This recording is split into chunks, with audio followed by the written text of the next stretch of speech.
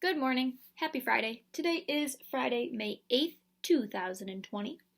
On this day in history, in the year 1945, in both Britain and the United States, VE Day was celebrated, and VE stood for Victory in Europe Day. And it was the day that the United States and Britain celebrated their defeat of the Nazi Party in World War II. So that was on this day in history in 1945. Tomorrow, May 9th, on that day in history, Drew was born. So happy early birthday, Drew. Our word part of the day is another Latin root, and it is, I picked it because it goes along with one of the vocabulary words from our current module unit. So it is seg, S-E-G, and it is a Latin root, and it means to cut. So, for example, a segment, if you segment something, you cut it, or a line segment is a piece of a line, or when you cut a line. And segregate. When you segregate something, you cut it apart or you keep it apart. So when people were segregated, they were kind of cut into groups. So for example, segregation before the civil rights movement was they would separate colored people from white people.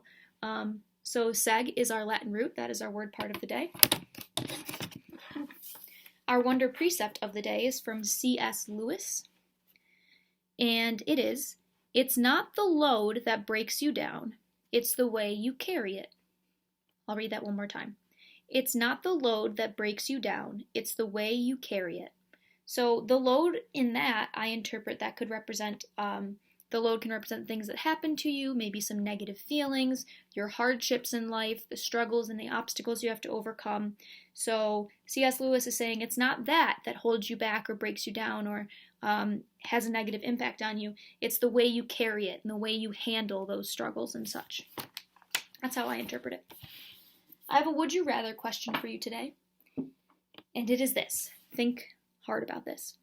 Would you rather have everything that you draw become real, or would you rather have every story that you write become real?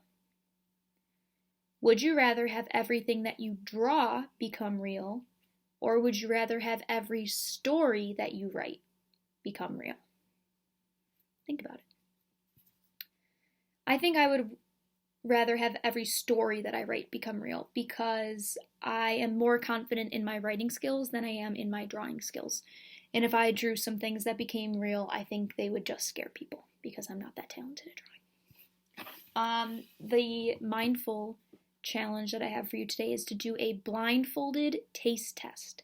So, have your brother or sister, if you trust them, or mom or dad or grandma and grandpa, pick out 3 or 4 foods without you seeing them, tie a bandana or put a piece of cloth or just close your eyes and taste the food without seeing it and see if you can identify what the food is. So we're being mindful in that we're focusing on one of our senses by eliminating another one of our senses that sometimes we really rely on when we eat. Some people choose their foods based on how they look. So see if you can master a blindfolded taste test. All right.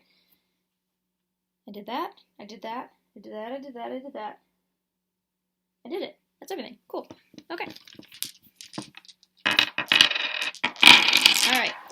This Sunday is Mother's Day, so make sure you do something special for your mom or someone in your life that fills the role of a mom or is just a really positive role model in your life. Make sure you do something special for them so they know that you appreciate them. And let's do our 2 story cues. Fish, speech bubble. So do a 1-sentence story tell starting with these topics, or maybe write about these topics, or find something, write a story about them, or find something to read about, maybe fish, or different languages, or how authors use speech in their writing, or maybe look at some different comics that use speech bubbles, anything like that. All right, and I hope you have a fantastic weekend. I'm really hoping it doesn't actually snow, but Mother Nature does what Mother Nature does, I suppose. Have a fantastic day, and until next time, it's Miss G. See you soon.